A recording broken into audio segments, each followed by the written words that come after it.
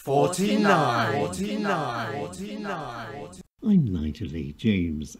My guest this morning is Paul Zuliani, and Paul Zuliani is a musician, an actor, someone who's interested in death, and a dancer, many hats. Paul Zuliani, a very warm welcome to you. Thank you for having me. I need to correct you there. I'm not really a musician. Oh, hold on just a minute, Paul. We'll come back to this. Let's go through this slowly. You are very much involved in music. Yes. Let's start off with that, Paul. You have a group or a band, as you might say. Tell us all about it. Well, it started with improvisational theater, and to go along with that, you need to find your peers and find people you love to act with.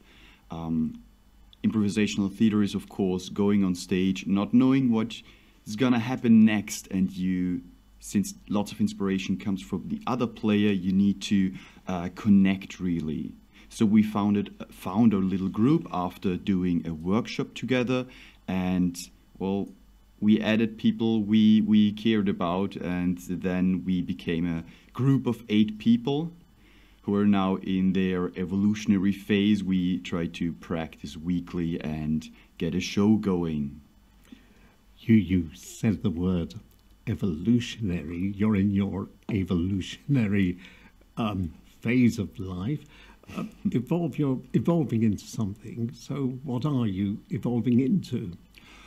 Well, if you Google improv theater, there are especially showcases where you play so-called long formats. There are just way too many things you could try out. So we did that. We tried a lot out. That was our exploratory phase. And now we fixated on the right time frame and the thematic. And so we call it the evolutionary phase. That's just our thing, how we go about it. So we have somewhat of a strategy behind it. This evolutionary phase, this group band, we're playing music here, aren't we?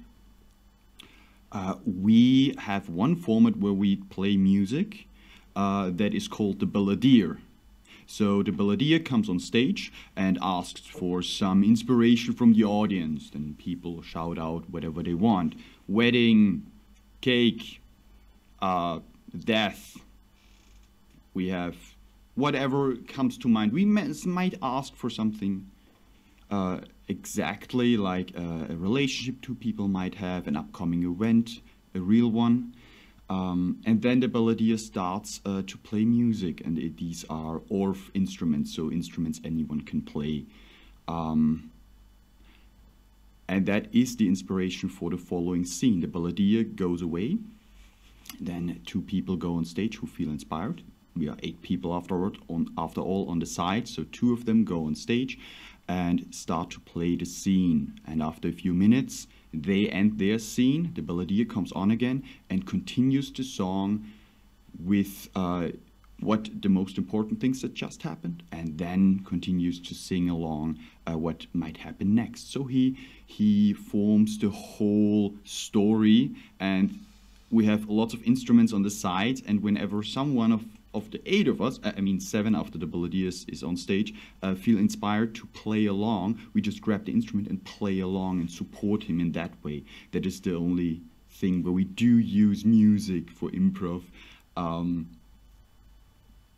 Yeah, usually we love to play shows and stories, so music is not the main event.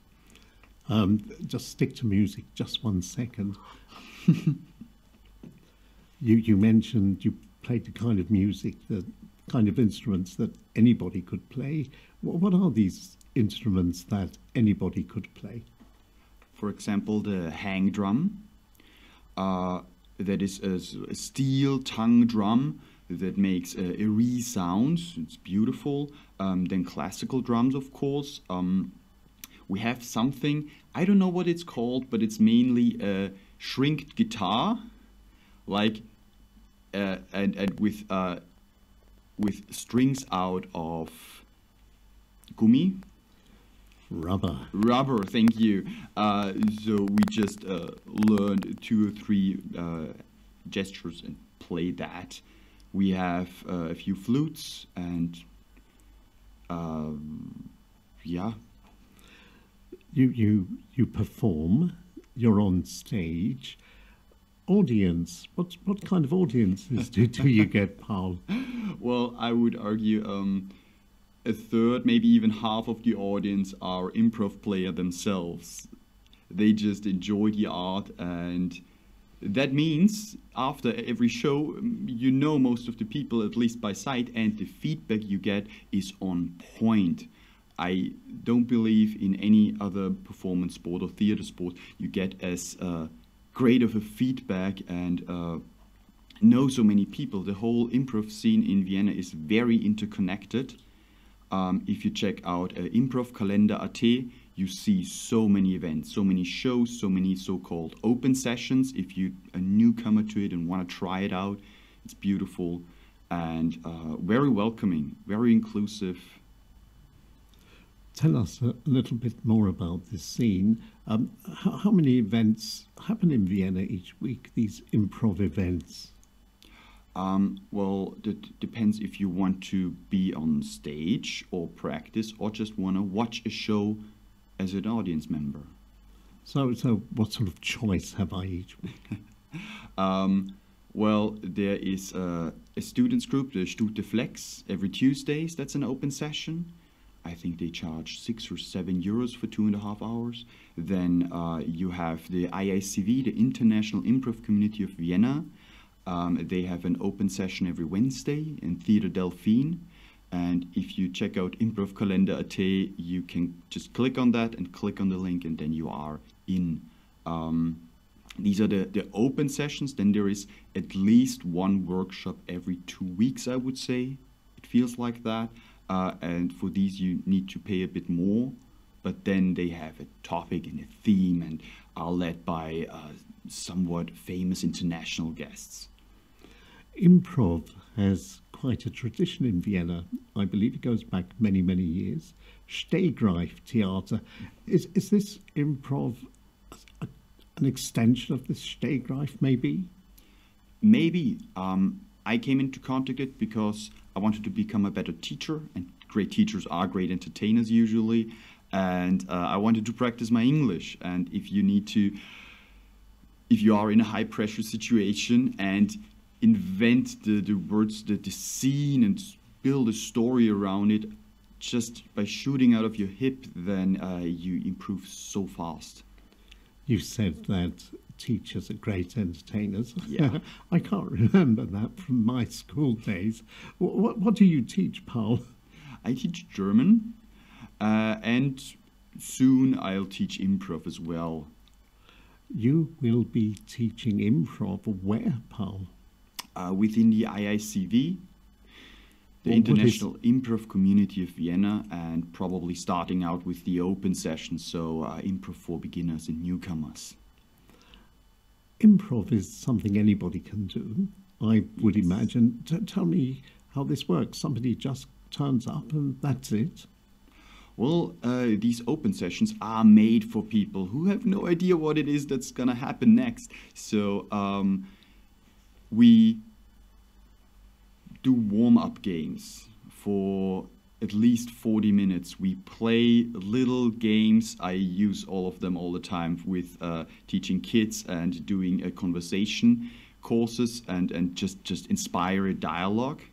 And then if you warmed up, you feel physically warm and quick and witty, and honestly rather charming, because you just warmed up for 40 minutes in a dialogue-based form and in a physical-based form. And then we start to play little scenes, but you get led through it rather in baby steps. In baby steps? Yes. But that, in your group, was a long time ago now. Now you're in the evolutionary phase, not the baby phase. Just before we talk a bit more about that, you mentioned conversation classes which you hold. How do you teach conversation, Paul? Well, you could start with... Oh, what? Oh, I need to... Sorry, technical difficulties. You start with small talk to deep talk. I would say that's something everyone is rather interested in. That's not particularly an improv game, but how do we evolve our conversation into a rather deep topic? Into a deep topic, but what is a deep topic for you, Paul? Well, we, as human beings, we go through a routine, we go through a cliche, then we jump onto some information exchange, and if you add then some emotional exchange or an emotional topic, you are nearly there.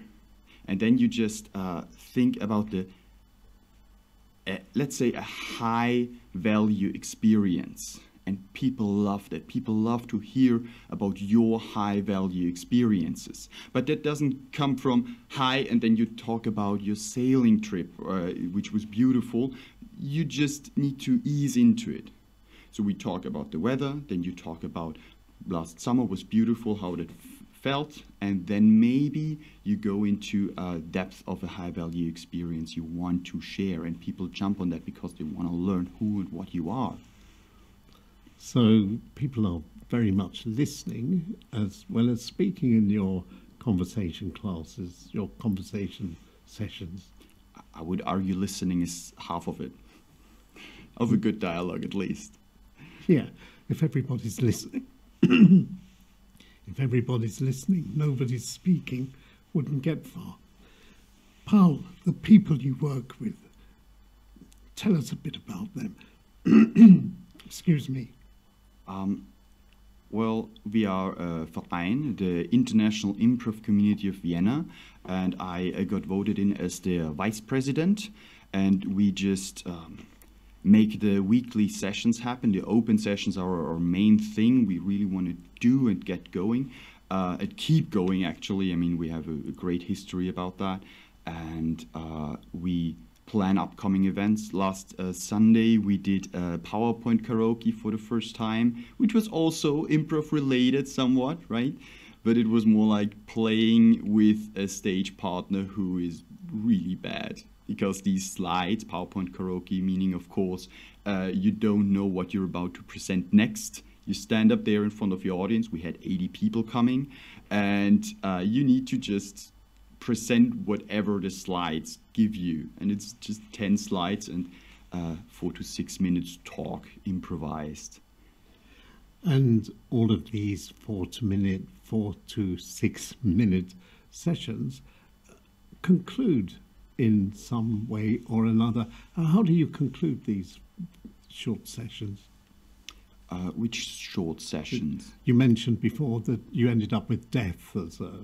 Oh, yeah, okay, so you jump topics, I love it. Okay, so within the open sessions, you do a warm-up, and then afterwards, since we have 2.5 hours of time, afterwards you play little scenes. And these little scenes are somewhat gamey. They are... You get led into it. So what I told Nigel before was a game I love. It's called Death Within a Minute, and you ask the audience for inspiration. Let's say, I would like to have the inspiration of our relationship. Then someone shouts, brother and sister. All right. Then we count you in. 3, 2, 1, improvise. And then you just start the scene. But you have, in this format, you have only 1 minute to establish who you are to one another, where you are, and what are you doing. And then, when there's 15 seconds remaining, you need to find a way to get death into it. Either, in that case, brother and sister kill someone together, or themselves, one another, whatever it is. But that's how the scene needs to end. It's a rather morbid one, but it's lovable. So you have spontaneous horror, or planned horror in your short sessions. Paul, you mentioned your group, 8 people. Just give us some names and introduce us to your group, the key players in your group. Well, there's me, Sanna, She's a Finnish 40-year-old and leads the group very strategically. She's also the president of the IICV and amazing and well-traveled. We have Helene. She's also in that age group and married to an English guy and has also flawless English since she practices it privately. She studies theater pedagogy. Then we have Lucas. He is, I think, our youngest with 23. And he studies philosophy and English. He also wants to become a teacher. Very talented. We have Andreas. He invented his own board game and has a very well-working Kickstarter campaign about that. He is so smart. he concludes, when you play long format, you need to conclude a lot of scenes and string them together, and he does that artfully. And he manages a lot of our Instagram and Facebook. It's, yeah. Then we have Johanna. She is also nearly every week there in the open sessions and practices a lot with me, and we tend to play rather emotional scenes together, and it works out great. She works in a laboratory, but I gotta say it's complicated. I didn't get what she exactly does for a living, but she does what she does rather well. Then we have our newcomer. I know the littlest about. It's Daniel, but he is amazing in object work. That meaning, of course, since we have nothing on stage but us, you need to act out everything you hold in your hands, or you interact with imaginary things, and the audience needs to get what you have in your hand, or what kicks you, or what you just balance on your shoulders. You need to express that, and Daniel is great with that. Did I get everyone? I think you've more or less covered everybody. No, I don't want to miss anyone out. They are listening. I don't want to miss anyone out. Okay, well, if you think of someone you have missed out, you can mention them again in a second. Oh, no, an important one. Since you love music so much, Axel, of course, he is a teacher, a music teacher for 35 years, and he is so well practiced. He's, I think, slightly under 60 and amazing in, I think he's the most talented of us, and he leads a lot of our little sessions. He leads a lot of your sessions. Yes. It sounds to me that improv is an art form in itself. It's incredible. There's acting involved, there's music involved, there's conclusions, miming, everything else. Paul, have you ever thought about going on the stage full time? It's a great question. I would love to do that for a living, but I don't see a way to go about that. Either you get a Netflix deal or you're a comedian, then it might work out, but it is a great hobby, but it should stay a hobby. The only way you can make money, but probably not full-time, is if you start to teach it. And that's what I'm about to do. Still, teaching is so much fun, so you can go about that. Do you see yourself at the Reinhardt seminar? At the Reinhardt seminar? That's an acting school in Vienna. Oh. But that's a different subject. No. Where do you see your improv group going in the future? Well, I'm hoping for 3 to 4 performances a year, inviting friends and family, getting the excitement going, and yeah, be seen and be recognized, but by our little peers, and yeah, get high fives left and right by people I care about and know already. It seems to me that anybody can come along and join in if they're interested. Paul, inviting people, but maybe where is your next session? So maybe other people could come. The next session that's open is within the IICV, so Wednesdays, Theatre Delphine, and everyone can come there. Our group is closed since we need to. You need to be intermediate in improv at least, and we played so much already together. So we want to perform, and our formats are not changeable to let's do 12 people and invite stranger on stage. This group is something that we really care about. What I really meant was that people can come and sit in the audience and enjoy it from that angle. Of course, it's not a free stage. We've got that. The Delphi Theatre, where is the Delphi Theatre? The Theatre Delphi is near Nestroyplatz.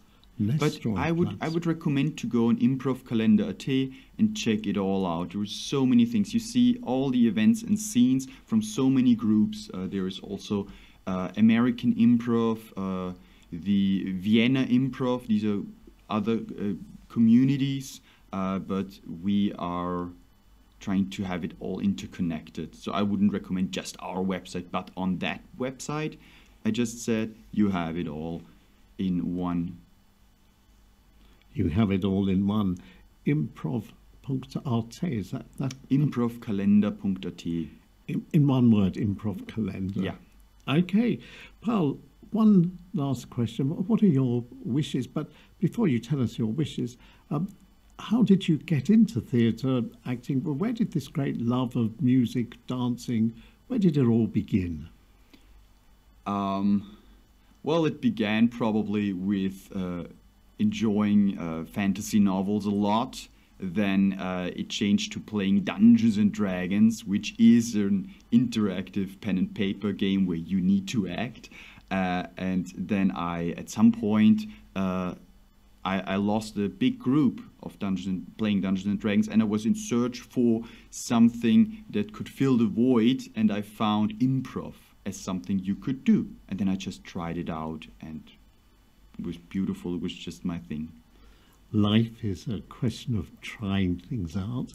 When you were a kid at school, were you in school plays as well and these kinds of things? Not at all, no.